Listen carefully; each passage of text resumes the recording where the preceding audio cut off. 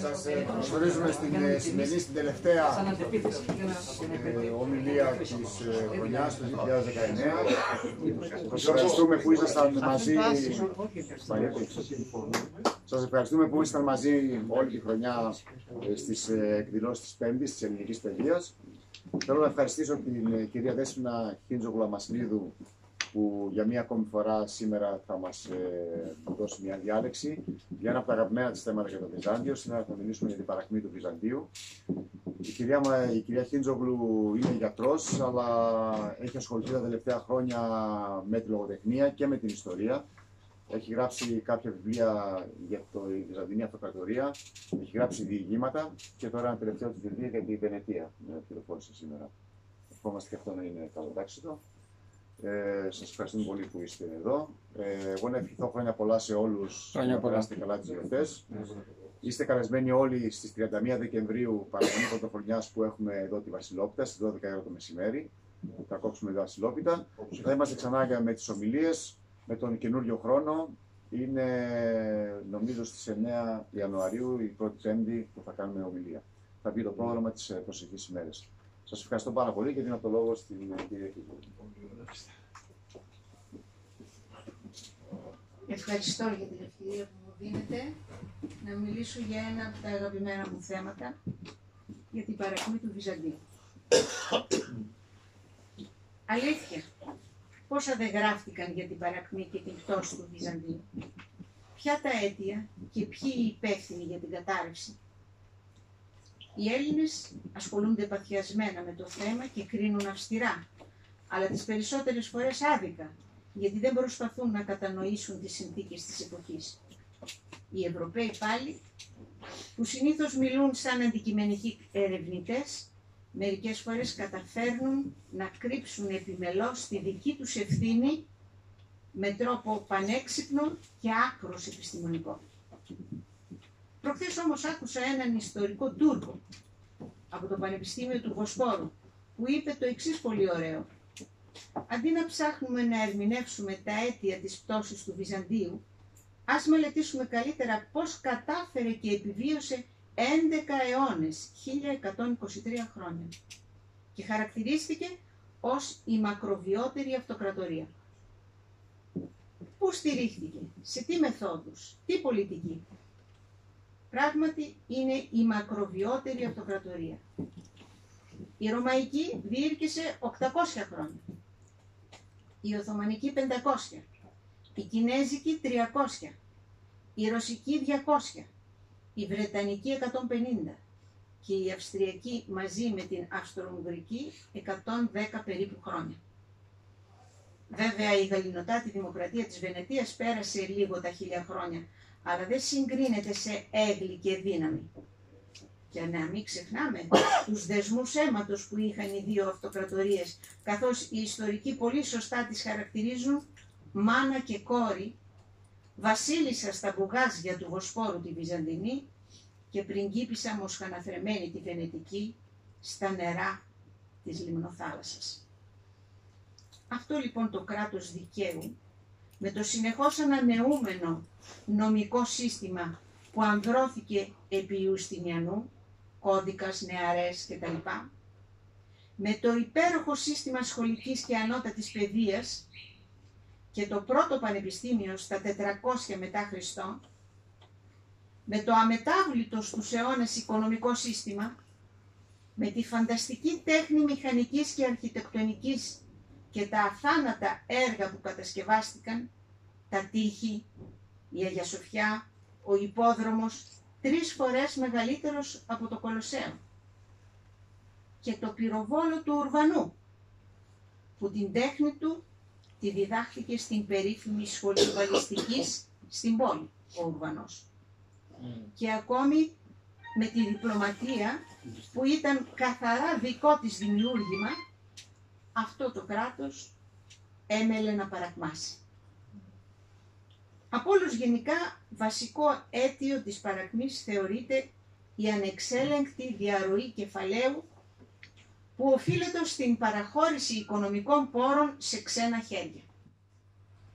Το χρηματοοικονομικό σύστημα της αυτοκρατορίας πέρασε πολλές κρίσεις τις οποίες αντιμετώπισε με επιτυχία. Με τον καιρό όμως, το κράτος έχασε από τα χέρια του τους μηχανισμούς ελέγχου του χρήματος. Αυτό έγινε όταν οι τελωνειακοί δασμοί από το εμπόριο στο Βόσπορο, τα Δαρδανέλια και τα λιμάνια της Μεσογείου δόθηκαν στη Βενετία και τη Γένοβα, φίλους και συμμάχους της αυτοκρατορίας, που καλλιέργησαν όμως τον τύπο αυτό του ενωμένου ευρωπαϊκού εμπορίου, φυσικά για ίδιον κέρδος. Συγχρόνως ανέλαβαν τη φύλαξη των λιμανιών, τη μεταφορά των εμπορευμάτων με κατάλληλα πλοία, αλλά και την ένοπλη φύλαξη των εμπορικών δρόμων. Η κατάσταση αυτή ξεκίνησε τα χρόνια του Αλέξιου Κομνηνού, όταν χωρίς να υποπτεύεται τις συνέπειες, υπόγραψε ένα νομοθέτημα, τη Χρυσή Βούλα ή Χρυσοβούλιον, που ευνοούσε αποκλειστικά τη Δύση. Η αυτοκρατορία τότε γέμισε ευρωπαϊκά είδη και η βιοτεχνία, η οικοτεχνία και γενικά η παραγωγή στο Βυζάντιο σταμάτησαν και χιλιάδες άνθρωποι βρέθηκαν στο δρόμο. Οι Βενετοί συνέχιζαν να μάχονται για τα δικαιώματα της ελεύθερης διεθνούς αγοράς με κίνητρο το κέρδος τους.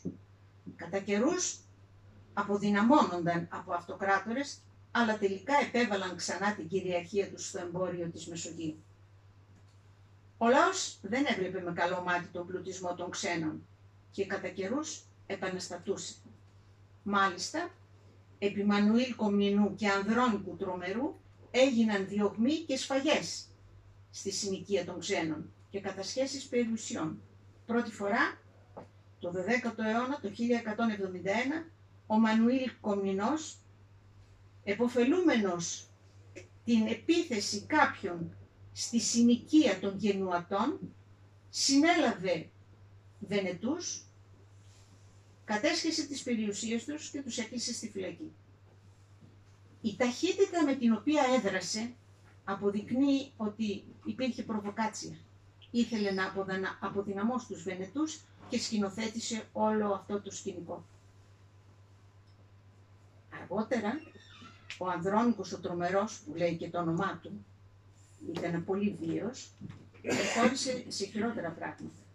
10 χρόνια αργότερα, το 1182, θα κάνει μια επανάσταση με την οποία επιδιώκει να πάρει το θρόνο, καταφέρνει και μπαίνει στην πόλη με τη βοήθεια του στρατού, αλλά και του λαού, τον οποίο τον παίρνει με το μέρος του, γιατί σκέφτεται ακριβώς να χτυπήσει τους ξένους.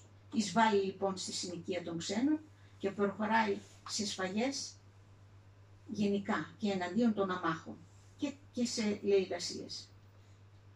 Με την κατάκτηση της Κωνσταντινούπολης το 1204 μετά Χριστόν, όπως ήταν φυσικό, ο νόμος υπέρ των ξένων επανήρθε ενισχυμένος, με αποτέλεσμα το εμπόριο να περάσει πάλι σε ξένα χέρια, με συνέπεια να πλουτίζουν πάλι οι ξένοι, Βενετοί και Γενοβέζοι, και να φτωχαίνουν οι Βυζαντινοί. Λίγα χρόνια πριν, η Δύση άρχισε να κατασκευάζει έντεχνα την αντίληψη της αιρετικής και διεφθαρμένης αυτοκρατορίας. Αντίληψη απαραίτητη για τη διοργάνωση και στη συνέχεια την απενεχοποίηση της εγκληματικής τετάρτης σταυροφορίας. Δεν μπορούμε ποτέ να ξεχάσουμε τον Παμπώνυρο, τον Δόγη Δάνδολο, τον Ερίκο τον Δάνδολο, πώς έστησε την τέταρτη σταυροφορία με στόχο την Κωνσταντινούπολη και το κυριότερο, πώς στη μοιρασιά των σταυροφόρων ζήτησε τα λιμάνια της Μεσογείου και άφησε στους Φράγκους τα παλάτια της πόλης.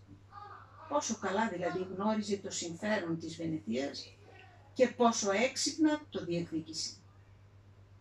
Φυσικά, η λαιλασία της τετάρτης σταυροφορίας ήταν το πρώτο μεγάλο χτύπημα στην αυτοκρατορία. Είναι γνωστά λίγο πολύ σε όλους τα καμώματα των σταυροφόρων κατακτητών στην πόλη. Είναι γνωστό ότι γέμισαν τις εκκλησίες και τα μουσεία τους με τους θησαυρούς της. Ο Άγιος Μάρκος πήρε ίσως τα περισσότερα. Μάρμαρα, κολόνες, τα άλογο του υποδρόμου, εσωτερική επένδυση, άπειρα κοιμήλια και εκατοντάδες πολύτιμα αντικείμενα. Τα κλοπημαία, εκτός από τη Βενετία, κατέκλυσαν και τη Λομβαρδία. Γι' αυτό έκτοτε το ενεχειροδανιστήριο ονομάζεται Λομβάρδ.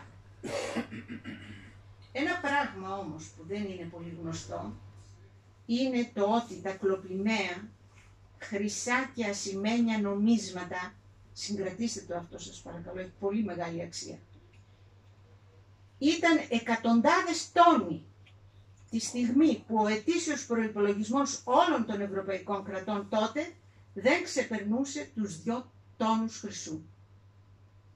Αυτό έφερε την αναμενόμενη παρακμή της αυτοκρατορίας, που παρόλα αυτά κατάφερε να ορθοποδήσει για λίγο, και όταν λέμε λίγο εννοούμε 3 αιώνες. Μετά λοιπόν την 4η Σταυροφορία αρχίζει να οργανώνεται από τη Βενετία το μοντέρνο σύστημα δανεισμού και είναι η Βενετία που ιδρύει τις πρώτες τράπεζες και κρίνεται εκεί η οικονομική μοίρα όλων των εθνών.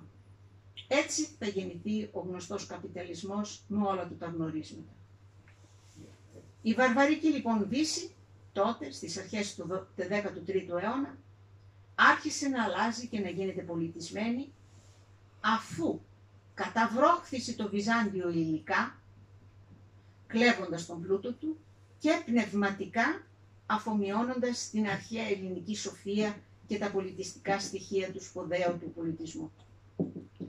Ένα άλλο αίτιο της παρακμής είναι η ολιγαρχία και η διαφθορά της. Τους πρώτους αιώνες το κράτος ήταν γραφειοκρατικό και με το συγκεντρωτισμό του, τις μεθόδους ελέγχου εφαρμογής των νόμων και τους διορισμένους επόπτες, εμπόδιζε την ανάπτυξη της αριστοκρατίας και τη μεγάλη ανισότητα του πλούτου. Συνήθως, η συνήθις πρακτική του ήταν η αυστηρή τιμωρία των καταχραστών και ο έλεγχος του υπερβολικού πλουτισμού. Είναι γνωστή η άψογη περίοδος διακυβέρνησης του βασίλειου Βουλγαροκτώνου. Εκτός του ότι αντιμετώπισε τους εχθρούς της αυτοκρατορίας με μεγάλη επιτυχία, 36 χρόνια ζούσε στα στρατόπεδα. Δεν κοιμήθηκε σε παλάτι ο Βουλγαροκτώνος. Ήταν μονίμως με τους στρατιώτες του. Κυβέρνησε το κράτος αποφασιστικά και δίκαια. Συνέτριψε κινήματα στασιαστών και αντιμετώπισε με τον καλύτερο τρόπο τους ολιγάρχες. Έμεινε στην ιστορία η ικανότητά του να δημεύει περιουσίες με συνοπτικές διαδικασίες. Το θείο του, Βασίλειο τον Παρακυμόμενο, έναν ευνούχο, τον δυνατότερο άνδρα της αυτοκρατορίας σε εξουσία και σε χρήμα, που κυριαρχούσε ήδη στο προσκήνιο επί βασιλείας πολλών αυτοκρατόρων, Ρωμανού του Λεκαπινού, του οποίου ήταν νότος γιος, Κωνσταντίνου του Πορφυρογέννητου, Ρωμανού του γιου του Πορφυρογέννητου, Φωκά και Τσιμισκή. Μάλιστα το Τσιμισκή τον δηλητηρίασε. Όταν ο Τσιμισκής διαμαρτυρήθηκε για τις μεγάλες εκτάσεις των κτημάτων του, μόλις το αντιλήφθηκε, ο Βασίλειος ο Παρακυμόμενος φρόντισε και τον δηλητηρίασε σε ένα επίσημο γεύμα στη Βυθινία και γύρισε με αιμορραγίες στα μάτια και παράλυτα τα πόδια του ο Τσιμισκής στην Κωνσταντινούπολη να πεθάνει. Κατάφερε λοιπόν ο Βασίλειος ο Βουλγαροκτώνος να αποδυναμώσει μέσα σε 24 ώρες τον Βασίλειο τον Παρακυμόμενο. Η διαχείριση του πλούτου της αυτοκρατορίας, που επί των ημερών του ήταν άψογη, έμεινε στην ιστορία. Έφτιαξε υπόγεια της Ακροφυλάκια που επεκτάθηκαν και ανακαινίστηκαν τότε, γέμιζαν κάθε χρόνο με το ετήσιο εισόδημα του κράτους σε χρυσό, το οποίο έφτανε τους 90 τόνους. Σύμφωνα με τις υπάρχουσες πηγές, ο Βασίλειος προόριζε τον πλούτο αυτό για τη διοργάνωση ενός νέου στρατού καθαρά επαγγελματικού. Προφανώς, ο σπουδαίος αυτός αυτοκράτορας είχε προβλέψει την ανάγκη ενός μισθοφορικού στρατού. Μέχρι τότε υπήρχε εθνικός στρατός και μάλιστα πολύ αποτελεσματικός. Διάφοροι αυτοκράτορες, εμπνευσμένοι, επινοούσαν τρόπους για την αντιμετώπιση των εκάστοτε εχθρών. Ο Ηράκλειος, παραδείγματος χάρη, είχε επινοήσει έναν έξυπνο τρόπο για την προστασία των συνόρων της αυτοκρατορίας. Έδωσε κλήρο, κτήματα δηλαδή, στους στρατιώτες στην περιοχή των συνόρων, εξασφαλίζοντας έτσι την πίστη και τη μαχητικότητα των υπερασπιστών των συνόρων. Αργότερα και άλλοι αυτοκράτορες προσπάθησαν να μιμηθούν αυτό το σύστημα με φτωχότερα όμως αποτελέσματα, όπως ο Μανουήλ Κομνηνός, που έστειλε εχμαλώτους με εντολή να καλλιεργούν τα χωράφια και να υπερασπίζονται τα σύνορα. Πάντως, ο προνοητικότερος από όλους και ο πλέον αποτελεσματικός ήταν ο Βασίλειος ο Δεύτερος, ο Βουλγαροκτόνος. Δυστυχώς δεν πρόλαβε να ετοιμάσει διάδοχο κατάσταση. Είναι ο μόνος αυτοκράτορας που πέθανε εργένης. Ο δε αδερφός του, που τον διαδέχθηκε, ήταν ακριβώς αντίθετος σε ικανότητα, ηθική και αποτελεσματικότητα. Ο Κωνσταντίνος κατάφερε με την απερισκεψία και την διαφθορά του να καταστρέψει το έργο του αδερφού του, να αδειάσει τα ταμεία και σιγά σιγά να αρχίσει η παρακμή. Ήταν η εποχή που επικράτησε η άποψη της αντικατάστασης της γραφειοκρατίας από την απλή επιτήρηση της δίθεν αυτονόητης νομιμότητας. Αλλά η νομιμότητα δεν είναι ποτέ και ούτε θα είναι αυτονόητη. Τα μέτρα του βασιλείου και των προγενεστέρων του ατώνησαν. Άρχισε να αναπτύσσεται η αριστοκρατία και αυτό να οδηγεί κατά καιρούς σε νέου τύπου πολιτική κρίση. Παράλληλα, οι αριστοκράτες, έχοντας χρήματα, είχαν τη δυνατότητα να διατηρούν στρατό και τελικά να ρίχνουν το βλέμμα τους στο θρόνο ή στα μεγάλα αξιώματα. Βέβαια τα πράγματα δεν ήταν και τόσο απλά. Πρέπει κανείς να μελετήσει τις συνθήκες, τον κίνδυνο των εχθρών και την πολιτική νοοτροπία της εποχής πριν αποδώσει ευθύνες σε πρόσωπα και ενέργειες. Είναι επιπολαιότητα, παραδείγματος χάρη, να κρίνουμε τις ασύμβατες συμμαχίες των Βυζαντινών με τους Τούρκους και τους Σέρβους. Εδώ να πούμε ότι τον 14ο αιώνα έχουμε τους εμφύλιους των δύο Ανδρώνικων, Παππού και Εγγονό, αλλά και τους εμφύλιους πολέμους μεταξύ Ιωάννη Πέμπτου Παλαιολόγου και Κατακουζινού, που αναμίχθηκαν, στους οποίους πολέμους αναμίχθηκαν σαν σύμμαχοι Βούλγαροι, Σέρβοι, Τούρκοι και βέβαια όλοι συμμετείχαν γιατί κάτι ζητούσαν. Να πούμε όμως εδώ ότι κάθε κίνησή τους είχε πάντα κάποια αιτιολογία που πρέπει να αναζητήσουμε στα ιστορικά γεγονότα και έτσι να ερμηνεύσουμε και να κατανοήσουμε ότι ήταν τελικά κινήσεις απελπισίας, προκειμένου να επιβιώσει προσωρινά η ετοιμοθάνατη αυτοκρατορία. Εδώ να πω ότι στη Δύση, τον ίδιο ακριβώς αιώνα, οι συνθήκες αυτές, οι ασύμβατες, ήταν απίστευτα πιο ανήθικες και πιο πολλές. Γάλλοι και Αυστριακοί, Παπικοί, Βενετοί, Ισπανοί και Τούρκοι 14ο, 15ο και 16ο αιώνα αλλάζουν συμμαχίες πάρα πολύ εύκολα και σε πολύ μικρά χρονικά διαστήματα χωρίς να σέβονται την υπογραφή τους. Οι πόλεις κράτη, Βενετία, Μιλάνο, Πίζα, Βερόνα και Φλωρεντία, για όλους αυτούς τους αιώνες αλλάζουν συνεχώς συμμάχους με το παραμικρό. Όπου τους συνέφερε γύριζαν από την άλλη ακριβώς ημέρα. Εδώ θα ήθελα να κάνω μία μικρή παρένθεση για τον 14ο πάλι αιώνα και τις αναταραχές στην αυτοκρατορία τη Βυζαντινή σχετικά με τους ζηλωτές και τους ησυχαστές. Οι ζηλωτές, σαν ονομασία, υπήρχε ακόμη από τα χρόνια του Χριστού. Ήταν τότε μια πολιτικο-θρησκευτική οργάνωση με σκοπό την προστασία του φτωχού και καταπιεσμένου και με χαρακτηριστική φράση «Ουδής Κύριος ημών πλην Θεού», φράση που ενοχλούσε τους Ρωμαίους κατακτητές. Μάλιστα προσπάθησαν να προσετεριστούν και τον Χριστό, που αμέσως διαχώρισε τη θέση του με το «Απόδοτε τα του Καίσαρο στο Καίσαρι». Οι ζηλωτές του 14ου αιώνα τώρα στη Βυζαντινή Αυτοκρατορία ήταν επίσης ένα λαϊκό κίνημα με χαρακτήρα αντιαριστοκρατικό και υπόσχονταν ότι η πολιτεία που θα εγκαθίδριαν θα στηρίζονταν στην ισότητα, τη δικαιοσύνη και την ευσέβεια. Σε μεγάλο ποσοστό ήταν μοναχοί πολιτικοποιημένοι με κοινωνικά κίνητρα κατά των πλουσίων και υπέρ των φτωχών.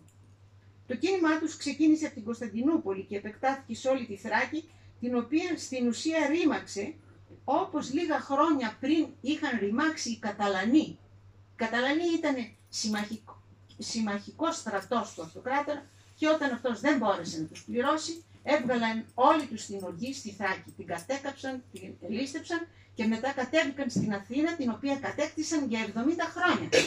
Μάλιστα η έκφραση στην Αττική «μην φέρεσαι σαν Καταλανός, μην μιλάς σαν Καταλανός» υπήρχε μέχρι πριν 2 αιώνες. Τέτοια συμπεριφορά έριξαν. Ενεπλάκησαν λοιπόν οι Ανδρώνικοι, παππούς και εγγονός, σε εμφύλιο και λίγο αργότερα ο Καντακουζινός, ο Ιωάννης Καντακουζινός και ο Ιωάννης Παλαιολόγος, ο γαμπρός του, επίσης σε εμφύλιο πόλεμο. Οι αριστοκράτες και οι κτηματίες εκδιώχθηκαν και θανατώθηκαν, τα παλάτια τους λαιλατήθηκαν και οι περιουσίες τους δημεύτηκαν και πέρασαν σε άλλα χέρια. Πρώτο θύμα της Επανάστασης ήταν ο ίδιος ο Ιωάννης Καντακουζινός, ο μέγας δομέστικος. Ακόμη και η ηλικιωμένη του μητέρα εδιώχθη από το παλάτι της και πέθανε ταλαιπωρημένη από τις κακουχίες. Η αλήθεια είναι ότι τα παλάτια αυτά περιείχαν πολύ περισσότερα πλούτη από όσα νόμιζαν οι επαναστάτες και αυτό τους ερέθιζε ακόμη περισσότερο. Μια τέτοια αυτόνομη ομάδα κατέκτησε τη Θεσσαλονίκη και την κράτησε στην κατοχή της για 7 χρόνια. Ο Καντακουζινός, απελπισμένος που δεν μπορούσε να ελέγξει την κατάσταση, άρχισε να αναζητά συμμαχίες και επειδή ο Ομούρ, ο πιστός του φίλος, έλειπε μακριά, αναζήτησε τη συμμαχία του Στέφανου Δουσά. Αυτός βοήθησε βέβαια, μέχρι και τη Θεσσαλονίκη πολιόρκησε για να εκδιώσει τους ζηλωτές, αλλά δεν τα κατάφερε. Τα πραγματικά του όμως σχέδια γρήγορα αποκαλύφθηκαν. Όταν θρασίτατα και προκλητικά αυτοαποκαλέστηκε βασιλέας των Σέρβων και των Ελλήνων. Το ίδιο είχε κάνει και παλαιότερα ο Σιμεών ο Βούλγαρος. Αλλά και ο Ομούρ φέρθηκε ανάλογο. Μπορεί να έτρεξε να βοηθήσει το φίλο του με τον τρόπο που μπορούσε, όμως δεν εμπόδισε ή μάλλον παρότρινε, θα λέγαμε, το στρατό του να λαιλατήσει παράλληλα τη Θράκη, πράγμα που ίσως να ήταν και σε γνώση του Καντακουζινού. Μέσα σε αυτή την κοινωνική, εξάλλου ήταν η αμοιβή των στρατιωτών, έτσι το έβλεπαν φαίνεται τότε. Μέσα σε αυτή την κοινωνική αναταραχή, ένα άλλο θεολογικό μήνυμα εξελίσσεται στην Κωνσταντινούπολη. Το κίνημα των αντιησυχαστών. Ο Βαρλάμ ο Καλαβρός, ορθόδοξος μοναχός από την κάτω Ιταλία, έχει έρθει στην Κωνσταντινούπολη και πήρε από τον Ανδρώνικο Τρίτο το δικαίωμα να διδάξει. Υποστηρικτής της πλατωνικής και αριστοτελικής φιλοσοφίας, άρχισε να διδάσκει και να κηρύττει και γρήγορα από την αρνητική του τοποθέτηση στην ησυχαστική πρακτική των μοναχών, αποκάλυψε το αντιορθόδοξο φρόνημά του. Οι ησυχαστές πίστευαν στην οερά προσευχή, στο Κύριε Ελέησον, Κύριε ημών Ιησού Χριστέ ελέησον με τον αμαρτωλό. Μπορούσε ότι με αυτή την πρακτική να γίνει η κάθαρση της ψυχής και του νου από τα πάθη και τους λογισμούς, καλούς και κακούς. Ο Βαρλάμ κήρυξε με πάθος εναντίον τους γελιοποίησε, τους καταδίκασε συνοδικά και αυτούς και τον υπέρμαχό τους τον Γρηγόριο τον Παλαμά. Ο Γρηγόριος, γιος ανώτερου συγκλητικού, μαθητής του Θεόδωρου Μετοχίτη, θεολόγος και λόγιος καταξιωμένος, δεν δόθηκε τόσο στη λογιοσύνη όσο στον μοναχισμό και τον ασκητισμό. Η αιμονή του στην ησυχαστική παράδοση είχε στόχο τη συνέχιση της πατερικής παράδοσης. Τα έργα του περί εκπορεύσεως του Αγίου Πνεύματος σχετικά με το Φιλιόκβε, η Αγία Τριάδα συνηγορούσε υπέρ των Αγίων Ησυχαστών και υπέρ των Ιερών Ησυχαζόντων, ήταν τόσο δυνατά που ο Βαρλάμ δεν μπόρεσε να αντικρούσει. Η φιλία του Παλαμά με τον Καντακουζινό, που ήταν και αυτός υπέρ των ησυχαστών, δεν είχε κανένα πολιτικό κίνητρο. Ο Γρηγόριος κράτησε απόσταση από κάθε πολιτική και ακόμη και από τους ζηλωτές προς τους οποίους ήταν συμφιλιωτικός και ειρηνοποιός. Για τη θεολογική του τοποθέτηση αποπέμφθηκε, εξορίστηκε σε μοναστήρια, αλλά και φυλακίστηκε σε κανονικές φυλακές για χρόνια. Τα δύο αυτά σύγχρονα κινήματα πορεύτηκαν και εξελίχθηκαν παράλληλα και πολλές φορές υπήρξε μεταξύ τους διαπλοκή. Δηλαδή, ένας ζηλωτής μπορούσε να είναι ησυχαστής ή αντιησυχαστής και ένας ησυχαστής μπορούσε να είναι ή να μην είναι ζηλωτής. Η αντιπαράθεση λύθηκε τελικά με 3 οικουμενικές συνόδους και ο Γρηγόριος και οι ησυχαστές αποκαταστάθηκαν πλήρως. Μάλιστα, ενώ ο Γρηγόριος και οι άλλοι συνοδικοί αγκάλιασαν με αγάπη τον Βαρλάμ και τον επένεσαν για τον έξυπνο κατά τα άλλα τρόπο με τον οποίο υπερασπίστηκε την άποψή του, αυτός, μην μπορώντας να αποδεχθεί την ήττα του, επέστρεψε στην Ιταλία και αβίαστα μεταπήδησε στο καθολικό δόγμα. Μια παρένθεση ήταν αυτό για το τι συνέβαινε το 14ο αιώνα, ιδίως εδώ σε εμάς, στη Θεσσαλονίκη. Ένα άλλο σχετικό πρόβλημα της παρακμής ήταν η έλλειψη σταθερότητας, καθώς άλλαζε συχνά ο αυτοκράτορας, ιδίως στα χρόνια της παρακμής, και ο επόμενος σχεδόν ποτέ δεν συνέχιζε την τακτική και το πρόγραμμα του προηγουμένου ή από αντιζηλία ή από διαφορετική ιδεολογία. Αποτέλεσμα αυτού ήταν η αλλαγή προσανατολισμού και συνεπώς η αναποτελεσματικότητα. Τα χρόνια αυτά της παρακμής δημιουργείται και μια κρίση ταυτότητας. Οι Βυζαντινοί, ενώ μιλούσαν ελληνικά, είχαν κρατήσει την ελληνική παράδοση και ένιωθαν Έλληνες, επέμεναν να ονομάζονται Ρωμαίοι και μετά Ρωμιοί, γιατί δεν ήθελαν με τίποτε να χάσουν τα δικαιώματά τους στην Ανατολική Ρωμαϊκή Αυτοκρατορία, τα οποία κινδύνευαν από τη Δύση που είχε θεριέψει πολύ και είχε γίνει απειλητική. Έτσι γεννιέται τους αιώνες αυτούς ένας ελληνικός εθνικισμός με εμπνευστές του ισχυρούς λογίους με αποδοχή στη Δύση, όπως ο Πλήθωνο Γεμιστός, ο Βυσαρίων και πολλοί άλλοι που δίδαξαν τους αρχαίους κλασικούς από τις πρωτογενείς πηγές και εντυπωσίασαν με τις γνώσεις και τη ρητορική τους. Η στροφή αυτή μερικές φορές ήταν παράλληλη με στροφή στο Δωδεκάθερο. Αυτό όμως δεν βρήκε ανταπόκριση ούτε στο λαό ούτε στους αυτοκράτορες. Έμειναν όλοι πιστοί στη θρησκεία τους και τη Δύση που αντιποθούσαν από τα χρόνια της τέταρτης σταυροφορίας, αλλά και τους λόγιους που είχαν στραμμένο το βλέμμα δυτικά, τους απέρριψαν. Γι' αυτό και η Ένωση των Εκκλησιών, η πρώτη, η χαλαρή, το 1274 από τον Μιχαήλ Παλαιολόγο, αλλά και η επόμενη, η μεγάλη, που κράτησε 4 χρόνια, το 1440, στη Φεράρα και στη Φλωρεντία, δεν είχαν κανένα αποτέλεσμα, αφού οι Βυζαντινοί δεν δέχτηκαν ποτέ την υποταγή της Εκκλησίας τους, που βέβαια θα ήταν συγχρόνως και πολιτική υποταγή.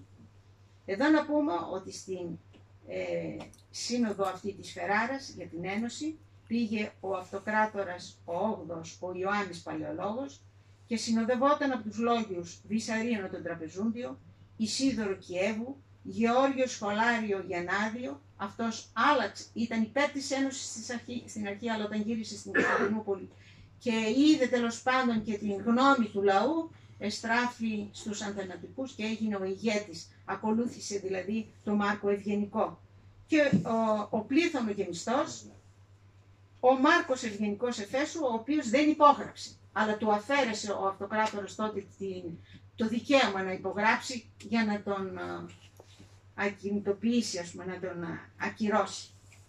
Επίσης να πούμε εδώ τη γνώμη του Σλουμπερζέ, ότι γενικά οι οπαδοί της Ένωσης ανήκαν στην τάξη των υπερμεταμορφωμένων ανθρώπων, λογίων του 15ου αιώνα, που εξαιτίας της μεγάλης αρχαιομάθειάς τους είχαν πλήρη θρησκευτική αδιαφορία. Και γι' αυτό ο λαός που αντιπαθούσε τον Πάπα και γενικά τη Δύση μετά τη Σταυροφορία του 1204 στράφηκε εναντίον τους. Επίσης, η υψηλή φορολογία ήταν ένα σοβαρό θέμα. Αποτέλεσμα της αδιέξοδης οικονομικής πολιτικής του κράτους. Έφερε τη φτώχεια ειδικά στην επαρχία, ενώ όλος ο πλούτος συγκεντρωνόταν στην Κωνσταντινούπολη. Η φτώχεια, η παραμέληση της εκπαίδευσης, η απεσιοδοξία, η στροφή στην αστρολογία και τον αλκοολισμό επιδίνωσαν το δημογραφικό πρόβλημα, ιδίως στην περιφέρεια, και οδήγησαν πολλές παραμεθόριες περιοχές στην απόσχηση. Την τάση αυτή για απόσχηση την επιδίωκαν οι τοπικοί κυβερνήτες των παραμεθόριων περιοχών, οι οποίοι μερικές φορές χρησιμοποιώντας κρατικά χρήματα έκαναν δικά τους στρατιωτικά τμήματα δήθεν για άμυνα, στην πραγματικότητα όμως για ανεξαρτητοποίηση. Έτσι, οι επαρχίες αυτές γίνονταν ευάλωτες στους εισβολείς, τους οποίους η αυτοκρατορία δεν μπορούσε πλέον να αφομοιώσει και φυσικά ούτε να εξελινήσει όπως έκαμνε παλιά με ευχέρεια. Τότε παρατηρήθηκε και έξαρση της αστιφιλίας, γιατί οι πόλεις παρήχαν μεγαλύτερη ασφάλεια και ίσως και περισσότερες ευκαιρίες, ενώ η επαρχία είχε μόνο φτώχεια και κίνδυνο.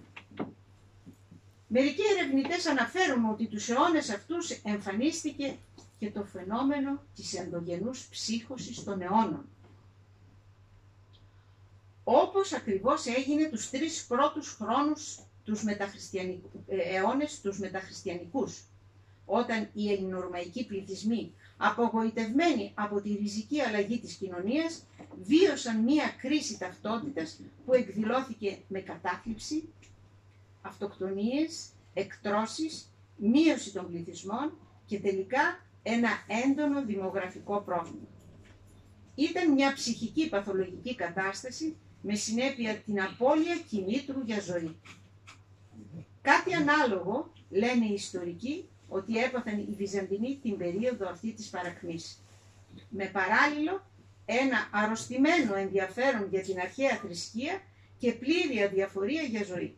Αυτό το φαινόμενο επιδίνωσε το δημογραφικό πρόβλημα, αν και τα αίτια του είναι πολλά και πολύπλοκα, με πρώτα και κύρια τους εισβολείς, τη φτώχεια και προπαντός τις επιδημίες.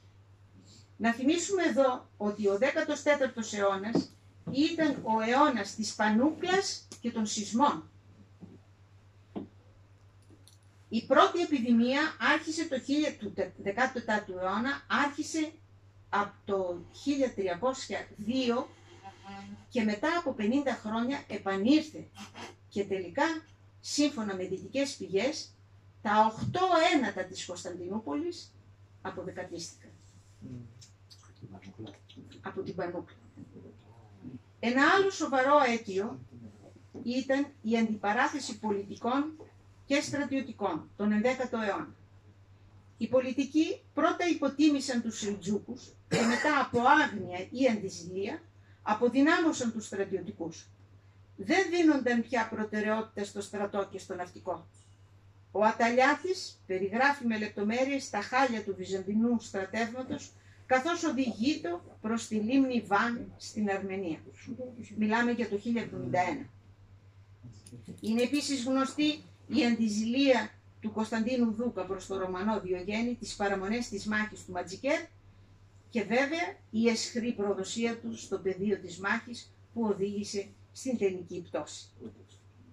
Θα ανακεφαλαιώσω επανερχόμενοι στην τέταρτη σταυροφορία.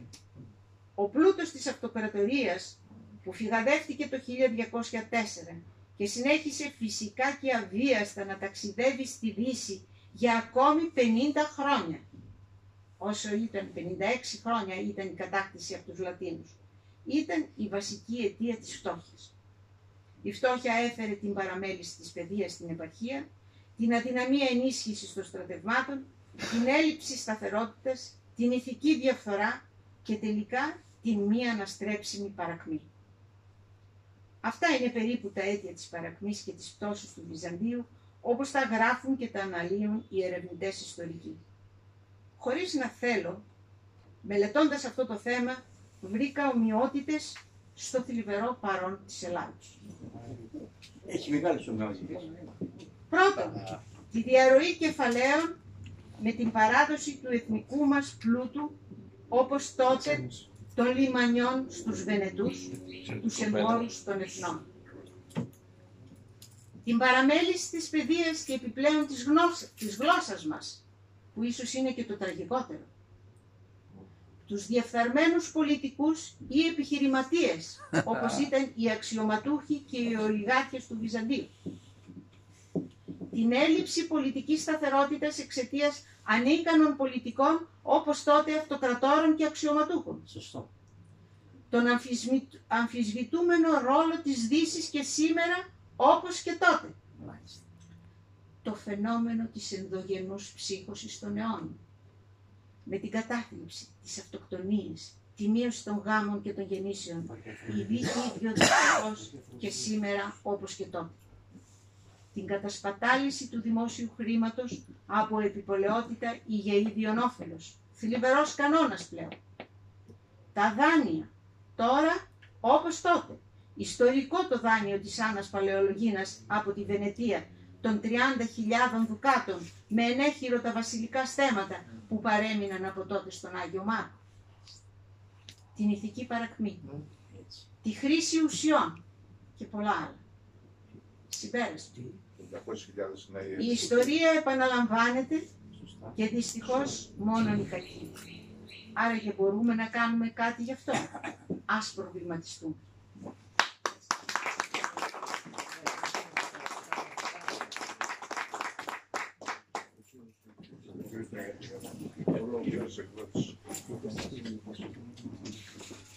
Λοιπόν, να προχωρήσουμε στις ερωτήσεις.